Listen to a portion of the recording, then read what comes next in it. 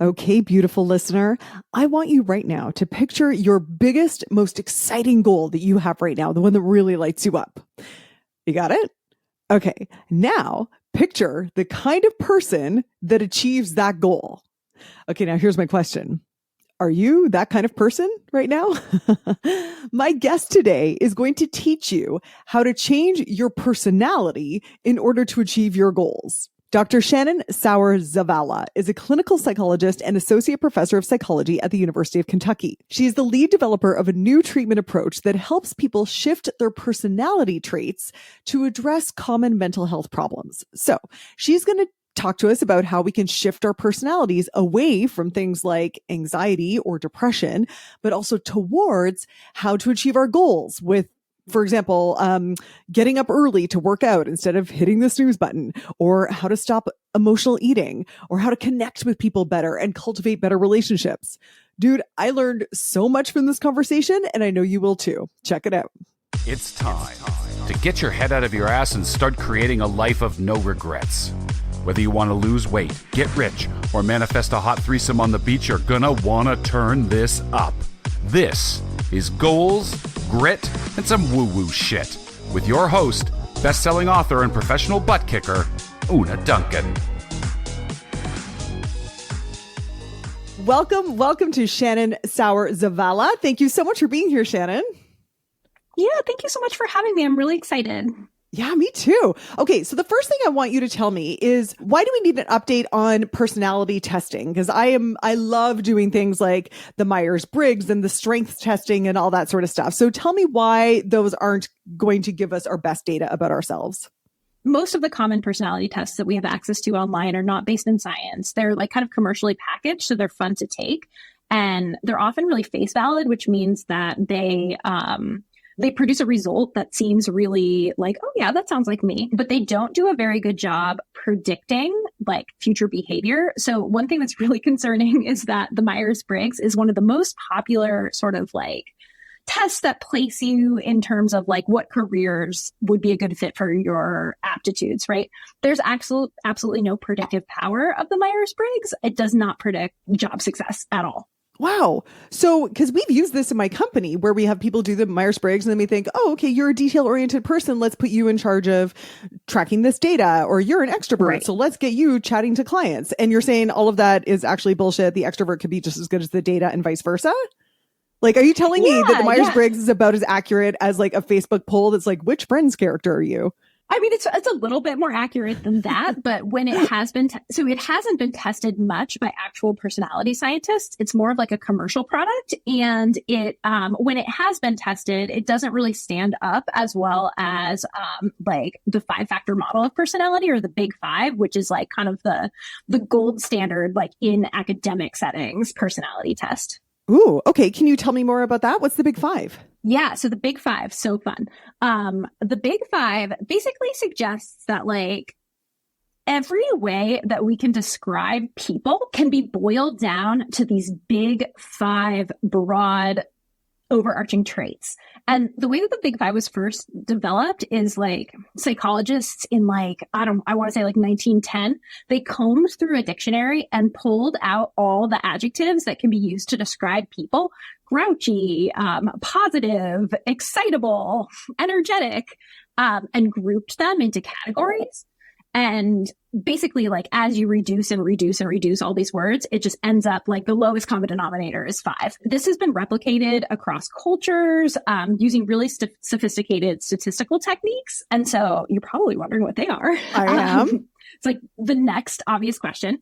As I say the names of these traits, you will see that they need like a publicist to like compete with the Myers-Briggs, because they are not really made for people. They're made for research psychologists.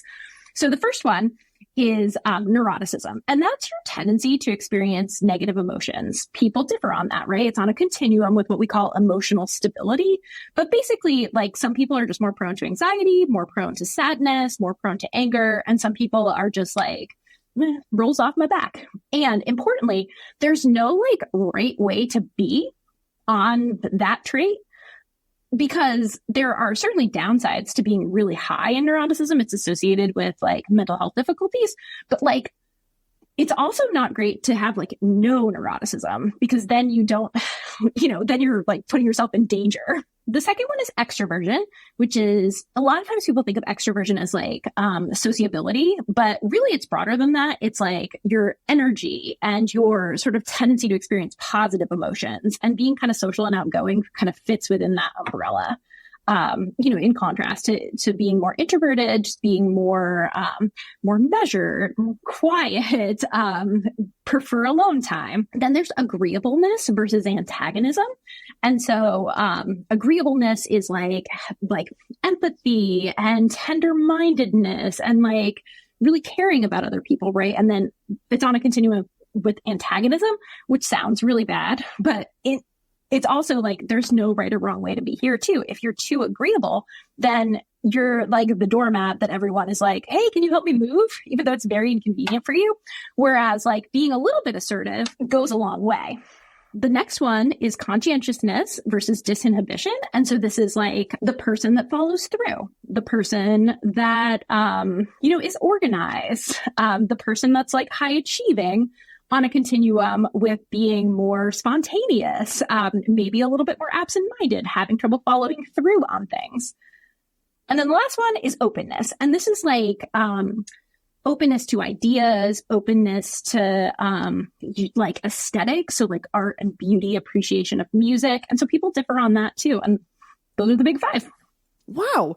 And I know that your work is about, I'm assuming it has to do with the big five, but I know that your work is about helping people shift their personality traits in order to achieve the goals that they want to achieve. Do I have this right? That's right. Yeah. So another big thing that I think like gives me pause with commercially available personality tests is that they assume your type is your type and that you are always going to be that way because personality is static. And that doesn't fit the research at all. So, when you look at big population studies, you see that personality changes over time, usually in like a healthier direction. So people tend to be less neurotic. They tend to be more agreeable, more conscientious, surprisingly like more open when you look at the data as they age. I know it doesn't really check out like. So in general, we get better with age, or is it right to we think get better of it as with better? age? Oh, that's great. Yeah. Well, right. I mean, I think like, in terms of like how we conventionally think of things, yes, we get better with age. And within that change, there's great variability. So some people change a ton and some people stay pretty static. That's so interesting. Is there any way to predict who will change as they get older and who stays static? I'm a treatment developer, right? So I do clinical trials to test treatment for anxiety, depression, and more recently, borderline personality disorder, which is like a really stigmatized condition unfairly. And we've been working on a treatment to target personality domains. And the data that we have suggests that this sort of like natural change in personality that we see, we can speed it up. We can see considerable changes in as few as 12 weeks. Wow. So tell me if I've got this right. If you are dealing with someone with borderline personality disorder, and for example, I'm not sure if this is true because I don't know anything about this, but they're really high on neuroticism. You are saying that you've got a treatment that can help scale down their neuroticism personality trait and therefore reduce their borderline personality disorder. Do I have this right? Yeah, exactly. So we can engage these personality traits, right? See them change over time, and that those changes actually predict changes in like the symptoms that are causing impairment for folks. So how can you change a personality trait? I love this question because it fits with my research, and then it also fits with my own experience as like a former incredibly lazy person. The first step, I think, is like identifying what's important to you. So we always start with having people identify their values. A lot of people kind of like know what they value. It's sort of in there, but they don't take the time to like really write it down. And so we break values down into 11 different domains. There's like family relationships, partner relationships, parenting, and friendships. And then there's like more like career or personal growth, like education or career. Then there's like leisure and health and wellness. And so we ask people to really reflect on like your ideal self. Like, what is your ideal self? Like, who do you want to be in each of these areas, right? I think that's really important to do at the outset, because you can set whatever goals you want, but if they're not connected to something that's important to you, then you're already don't have the motivation to do it, right? If you're setting your goals because someone else is like, oh, like everyone should do this, that's not really going to stick. So that's where we start, is like identifying the right goals. Well, that's interesting, because when I was reflecting on what you do, I have this theory, and you can tell me if I'm totally full of shit, that if you have a goal, it's because part of you recognizes your inherent potential to achieve that goal, and that you are wanting to fulfill that potential, and that's the desire for the goal. And then I'm like, so if I have to change my personality to achieve that goal, that doesn't quite fit. I feel like my goals would already be in sync with my personality in a way. Is that not true? Yeah, I think that's like kind of the conventional way to think about it, right? That's like the Myers-Briggs way to think about it, which is like you should do the things that like you are already good at or you already have an aptitude for. And like, I think that that's like not very empowering. I think it's more fun to sort of be like, I want to be, a really successful academic. Like that's my goal. I don't think that was like always my goal, because what little girl is like, oh, I want to be a really successful academic. But I mean, when I think about like, my sort of situation growing up with a single parent and like not having a lot of money and not having a lot of like economic advantages, it would be really easy for me to kind of think about that sort of like shy, lazy kind of like personality and kind of stop there, right? Versus thinking like, actually, I want to prove people wrong. Like I will cultivate the person that I need to be to like do this thing. I love this. Now, Shannon, you've said lazy twice. And as your coach, by the way, I know Shannon because she's in my program, I have to talk about that. So tell me about your evolution. Do you still consider yourself a lazy person? No. So what happened? I'm Tell like us. off the chart conscientious, like inbox zero kind of person. In fact, like when I tell my graduate students that I used to be lazy and messy, they don't believe me. They're like, yeah, sure. I always start with like kind of the example of being a person that like, just like skipped class all the time in high school. Like I actually failed math for the year and had to retake it to my senior year. And, then, I went to college, and what I love about this, like, just to kind of preface this, is that like nothing major happened. Like it was all these little tiny changes over time that became this upward spiral. So like anyone can do this. It doesn't have to feel overwhelming. So I was in this like psychology class, just intro to psych, and ended up taking my first like little test and went to go get the grade from the TA. And she was like, you did really well on this. Most people don't. You should consider majoring in psychology. And I was like, okay, sure. And so it was that like feedback that it like made me feel good. Right. And you talk in your book about reinforcement, right? So that's like reinforcing. You do something and you get a positive response. You're more likely to do that again. The other piece that I think comes with this is like how we frame our identity. So like, am I a person that's good at psychology? Yes, that was something that I told myself. And so I started like just really making more of an effort in that class, and then signed up for more psychology classes. And in those classes, I did really well. I was definitely still shitting the bed in like all my other classes, but psychology was great. And I saw myself as like a person that I could help other people succeed. And so I was really getting a lot of feedback there and a lot of like praise from my instructors in those courses. So there was like a shift in my identity where I really saw myself in this way, and this reinforcement that kept me going. So that's like positive reinforcement. Something good happens. Then like around my junior year, I was like, you know what? This psychology thing is working out. I think I'm going to go to graduate school for it, and got the pretty difficult feedback that like with my overall GPA, I probably wouldn't get in. And that was a real bummer. And I felt so guilty.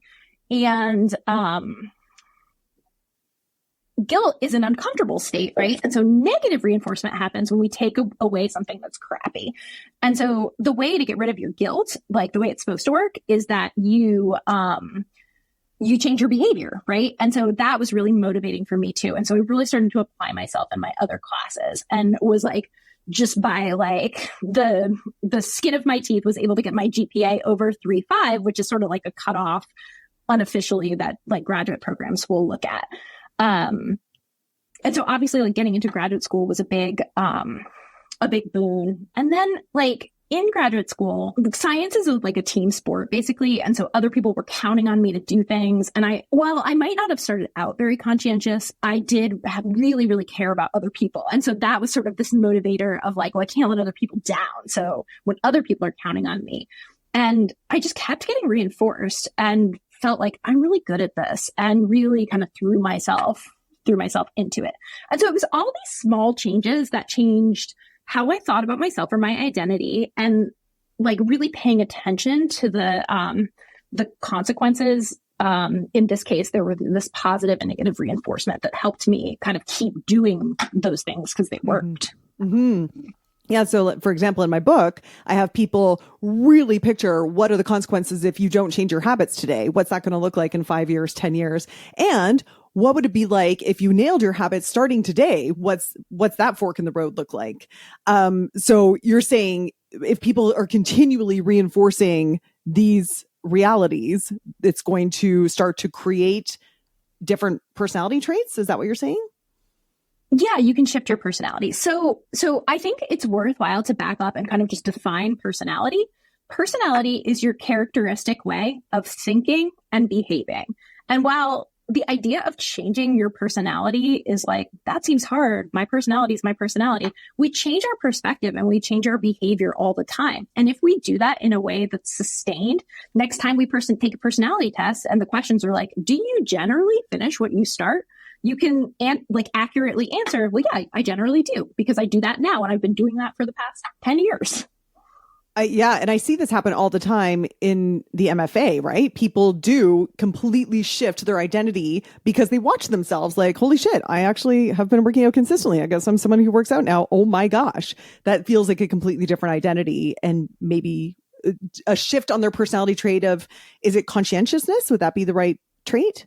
Mm-hmm. Yeah. Yeah, exactly. So tell me about, I would love to back up that particular situation. So if you have someone, and I'm sure neither you or I know anyone like this, but if someone who is like, I'm really lazy, I hate working out, I'm not a morning person, I'm too tired, my genetics are in the way, blah, blah, blah, blah, blah, blah, blah, blah, blah. I'm too busy, this is not a priority for me, et cetera, et cetera. But they also feel like they want to be someone who's energetic and athletic and all these things, but they just feel like, oh my gosh, I'm so not that right now. What would be like step one for that?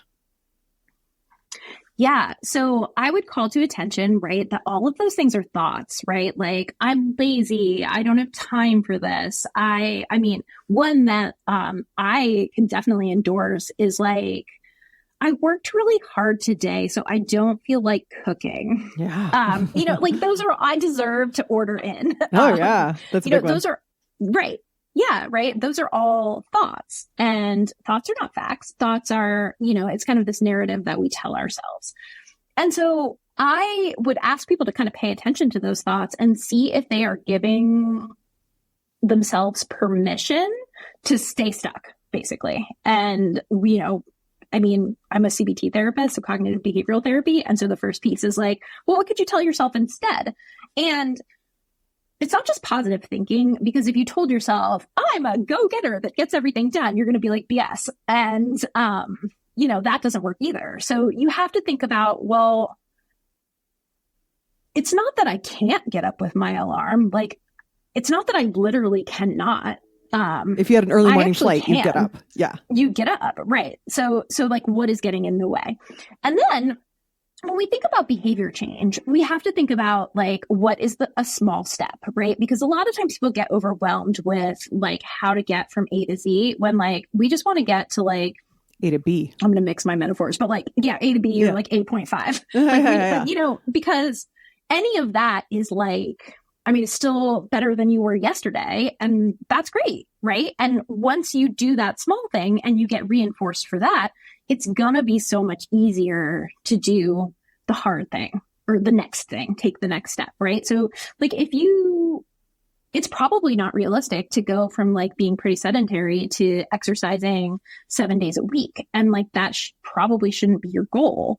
Your goal should be like, I've worked with patients where like the goal, because they've been so sedentary, is to like walk to the mailbox each day. And like, if they weren't doing that before, then like, let's celebrate that, like high fives. That's great.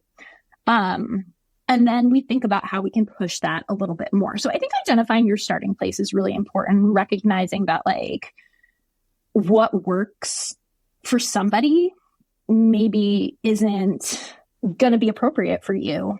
And that's okay. The thing that we work on a lot with conscientiousness is like the delay of gratification, because the snoozing the alarm in the morning, right? Like that feels really good in the short term. And people that are not super conscientious, or they're a little bit more disinhibited, they are much more oriented towards the pleasure in the moment, and they don't think about the long-term consequences. So that's why I really like, like what you said, like where in your book, you encourage people to think about like, well, if I snooze my alarm today, what am I going to feel like later today or tomorrow or a year from now if I do that every day, right?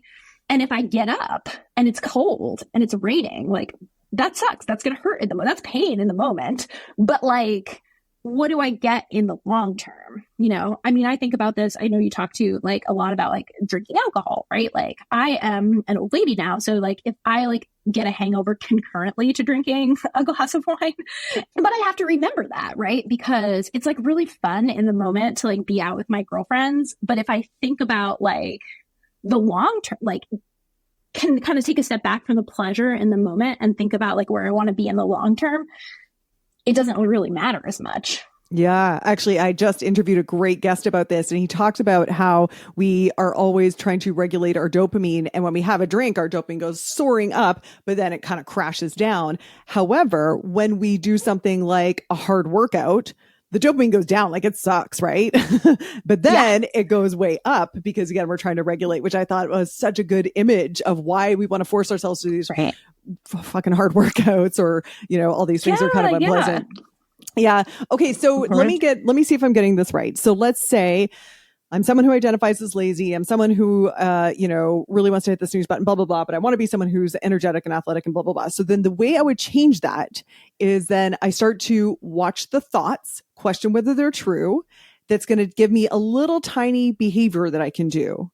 And then once I start doing that little tiny behavior, then next time I'm filling out a personality form and it says, do you move your body every day? I can be like, yeah, I go to the mailbox. That is true. And then I've moved a little step along the continuum of conscientiousness. Am I getting it right? Mm-hmm. Okay. Yeah, exactly. Awesome. So a lot of this sounds like personal development, which to me has a very different connotation to changing my personality. I just find I've got this little resistance to the idea of changing my personality. I guess I'm like precious about my personality, but I'm all for self-improvement. What is the difference, or is there a difference?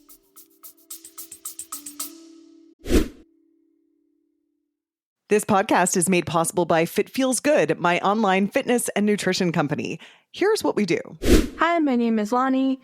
I was gaining weight and I was working out as hard as I could, and I thought I was eating healthy and it wasn't helping. It took quite some time, but then I got the hang of the cooking. I was able to start losing weight, and I'm now 20 pounds less than before. This is a good program because, one, you don't have to go hungry to lose weight. You just eat better. Una gives other tips about like lifestyle tips and other habits to work on other than just how we eat and how we exercise. And I find those kind of tips very helpful.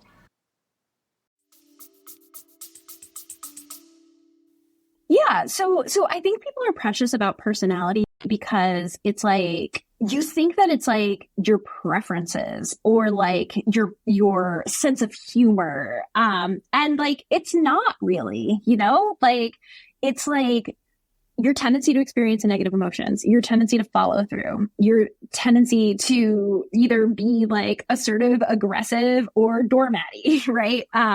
It's your tendency to like appreciate art and beauty, right? And all of those things are like skills, right? Or competencies. They're things that we can change. And a lot of people would want to. And I like the idea, like I like the like sort of extremeness of changing your personality, because I do think a lot of people are like, well, I'm an INFJ. So like, I just can't.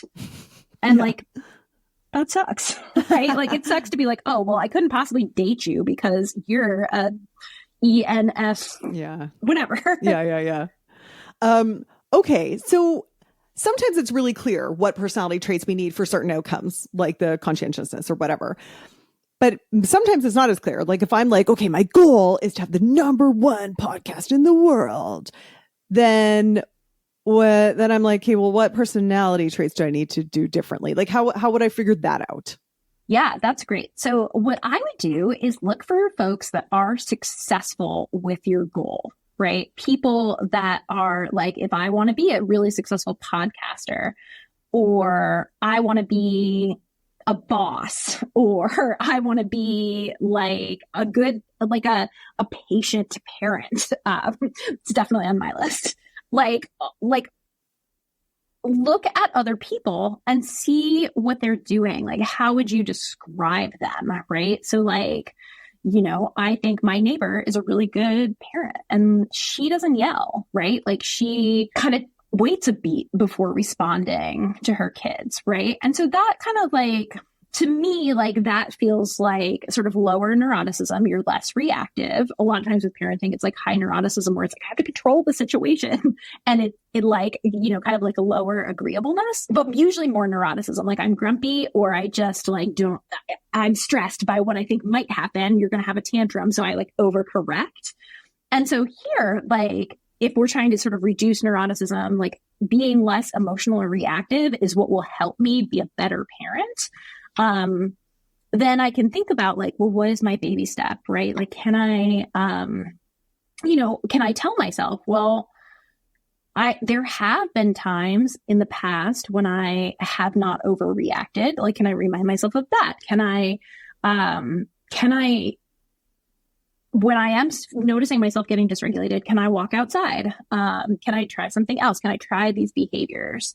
And then when you have success, right? Like I see this with my patients that I work with, right? Well, sometimes we talk about parenting and it's like, I saw my son and it looked like he was going to have a meltdown. And then I yelled at him preemptively because I was trying to control the situation. And then he did have a meltdown. And that when I hold back and I don't, overreact preemptively, then it doesn't end up being a meltdown. And that's the reinforcement, right? So that makes it more likely that you won't overreact next time because it worked. Right. Not overreacting worked this time. So it's about finding the baby step that's in the direction that you want and then reinforcing that baby step or feeling the reinforcement of it. Yeah. And recognizing too that sometimes it's like trial and error, right? Like that's the way reinforcement works. Like if you imagine that you're a rat pushing a bunch of levers, it's like some of the levers are going to give you a pellet and some of them aren't, right? So you have to figure out like and calibrate your behavior that way and recognize that that's natural too. Now, I'm understanding this as far as developing personality traits and moving towards what we want. But what about moving away from what we don't want? Like you started with the example of accelerating personality trait change for someone with borderline personality disorder.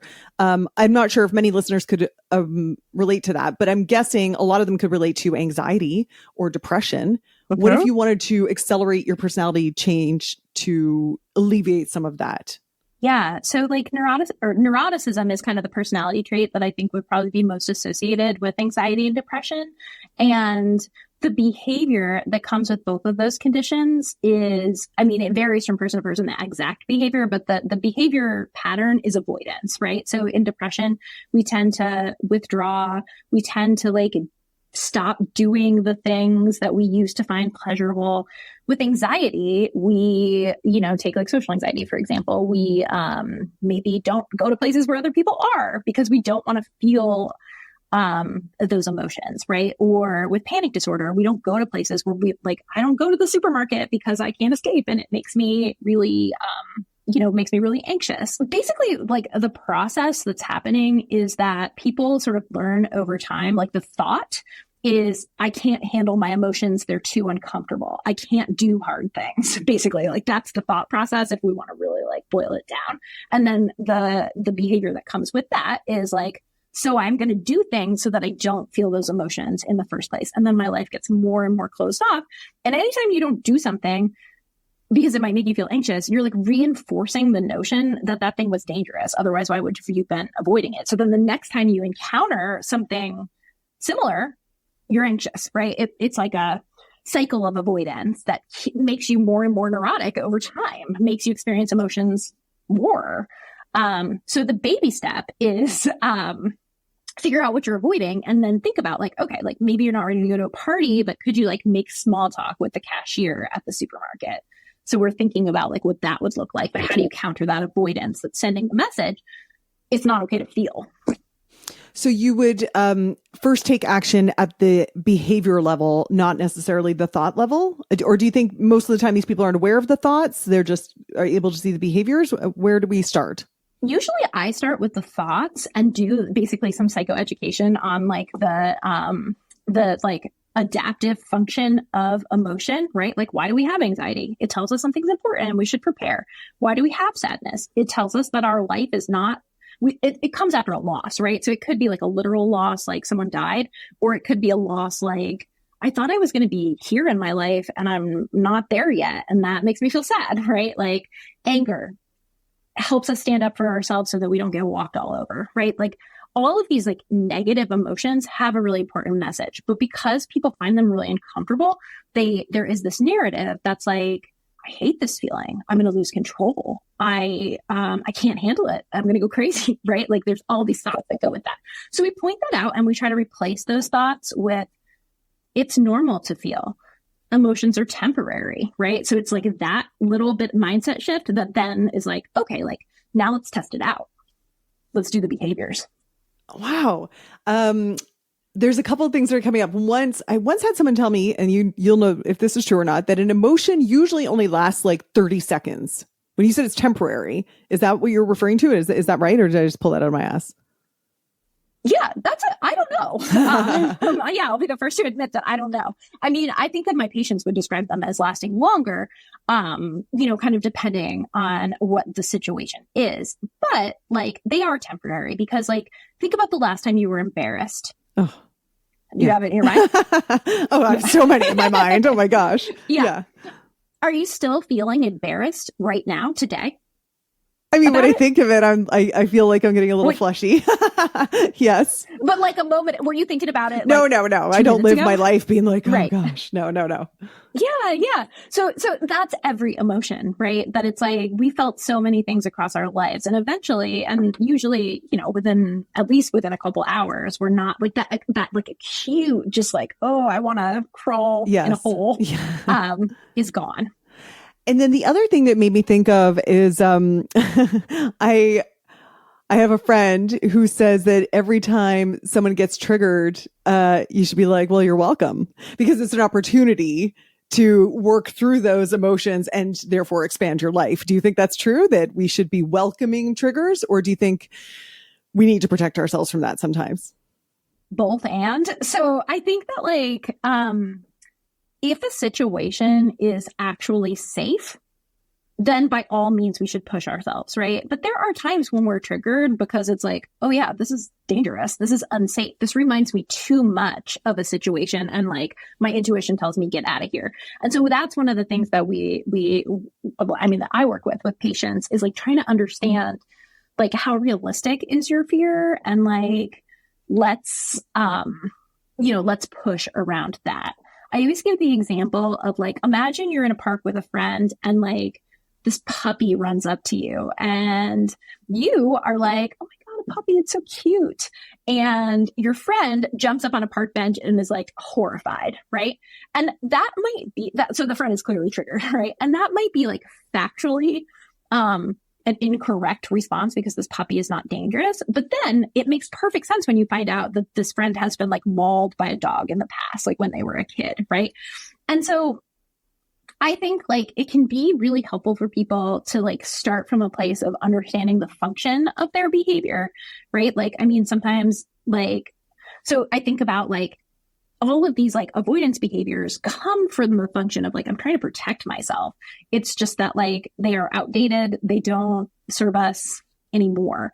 Right. And you can think about that in the conscientiousness or like the health domain, right? Where it's like, if I tell myself, oh, I'm just a lazy person, like I won't be disappointed when I fail at this health workout change program. too. Yeah. It's just who I am. Yeah. Yeah. What about someone who identifies as an emotional eater? Yeah. Yeah. So, guilty. Yeah. So I think this is really important, right? So like understanding why we eat emotionally, right? And so like this again is like, seems like a maybe a disinhibited process, like an impulsivity or like a lack of conscientiousness, but it also is a neuroticism process. So like a feeling strongly. And so when people describe like binge eating, like if we're talking like eating disorder territory, most often they describe feeling numb while they're eating. And that's that negative reinforcement, right? That's a vast improvement over ruminating about your fight with your partner. And so like I try to get people away from beating themselves up because nobody's ever beat themselves up enough to change their behavior. It just doesn't work like that. You just feel crappy. And then when you feel crappy, your coping strategy is to eat. So then you eat again. It like kind of facilitates that cycle. So usually what I do, so if that's the function of the eating is to regulate emotions, then it's like, what are healthy ways to regulate emotions, right? And of course, like all of this stuff exists on a continuum. If you are experiencing a ton of distress and impairment, like you might need the help of a therapist to kind of learn coping strategies. You know, it could be like if it is like not happening a ton and it is like at parties and it's like sort of socially sanctioned, like that might not be impairing to you, right? And so like that's okay. Like maybe it's eating in response to like it's somebody's wedding.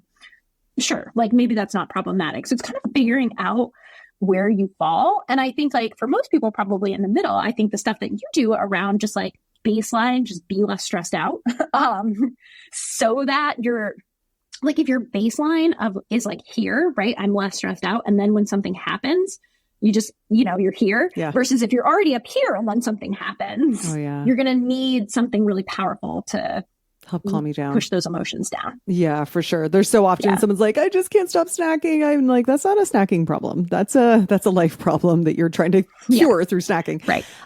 Do you have any stories of anyone that you've worked with who's really changed their personality through these techniques and how it's changed their life? I will talk about agreeableness versus antagonism because we haven't really talked about that one yet. We've talked about, neuroticism and negative emotions, and we've talked about conscientiousness and like habits and following through. And I think, some of the most powerful change comes from changing how you relate to other people. And so a lot of the people that I work with have, they are, less agreeable, kind of surly, or kind of lonery because they're trying to protect themselves. It's like I'm going to leave you before you leave me kind of thing. And all of it is about trust and how we perceive other people.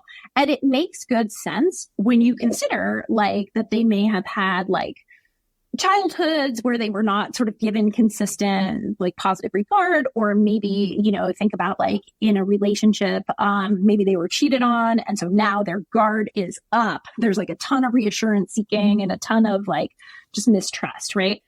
And so I've worked with a lot of people that,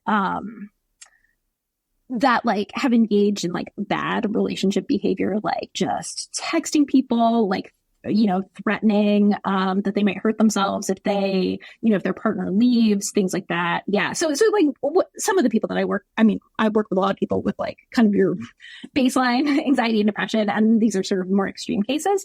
But what I love doing are like trust exposures. So basically like the behavior change, like the only way to become more trusting is to trust, which is crappy. But it's basically like what you have to do. So we do these exercises where we call them dimensions of trust, and we have folks identify a person in their life and then rate them on like, doesn't talk about me behind my back, would pick me up from the airport if I asked them to, like would help me move, like wouldn't cheat on me. And that helps people see that like trust isn't like black and white. And then the behavior change is like, throw somebody a bone, like see what they can do. Ask them to pick you up from the airport. And then if they show up, you learned that they can be trusted, at least in that capacity. So now, why don't you try telling them about a feeling that you're having? Because people hate doing that. It's like vulnerable. So why don't you try that, right? And if they don't invalidate you, like, oh, that's really important data, right? So people, a lot of times, like when people engage in like kind of like walled up, bad behavior interpersonally, it's because they're trying to protect themselves from something. And so, by building trust and like making these changes, that can like get people to become more agreeable over time. And that has huge impact on people's lives because relationships are such an important thing that we all need. Oh, for sure. So did you have a specific client that you really moved along that spectrum of its agreeableness?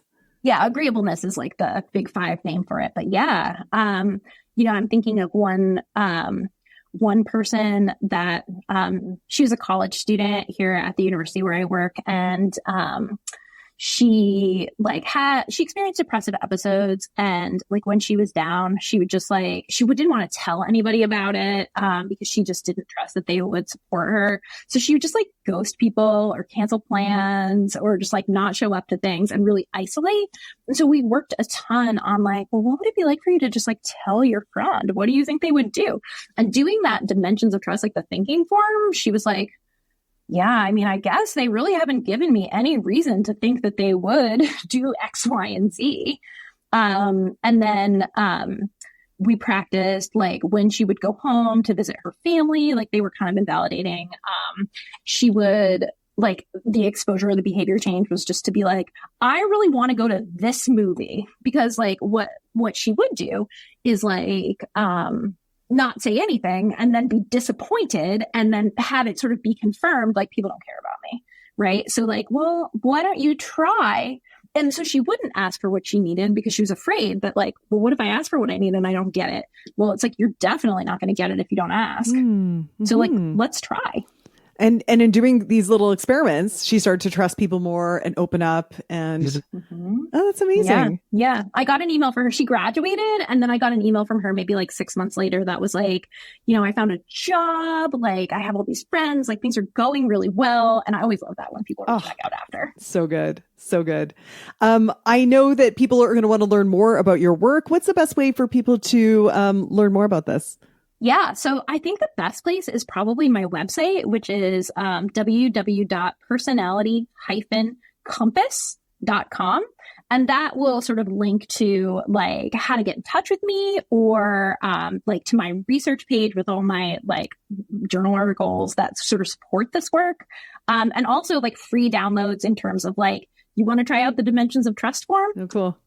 You can download it. Nice. And what's a final thought for anyone listening to this thinking like, oh man, I would love to change my personality. I feel like I'm stuck in this zone and I would love to move it. Or what would you want everyone to know about their personalities and how to change them? Yeah. So I guess my final thought would be, don't let a personality test that you took on the internet define who you could be. The personality is just a summary label of what we think and what we do. And like, those are completely changeable. And that you don't have to be stuck. Amazing. Powerful stuff. Thank you so much for sharing this with me. It was fascinating. Yeah, my pleasure. Thanks so much for having me. That was so cool. I love the idea that our personalities aren't static and that in general, we tend to get better as we age. I thought that was so cool. And I think it's such a beautiful counterpart to all of the anti-aging propaganda that we see when it comes to our physical bodies. Our personalities are getting better no matter what's going on with our necks or whatever. And it's just so in alignment with a growth mindset, that belief that we can always learn new skills, or in this case, new personality traits. Right. So now I have some homework to figure out what personality traits are common among those with fantastically successful podcasts. And if you have any ideas for me, I'd love to hear them. Reach out at Una Duncan on Instagram, or listen, if you're not an Instagram person, I know I keep pushing that, you can reach out to me via my site. It's info@fitfeelsgood.com. Okay, I'll see you next week. Hey Hey, dude, thanks for listening. If you like this episode, make sure you're subscribed so you can get the next one. And by the way, if you rate and review this podcast, it really helps me get found by other people who need some goals, grit, and some woo-woo shit. And be sure to connect and DM me at Una Duncan on Instagram and let me know what you thought of the episode. Chat soon.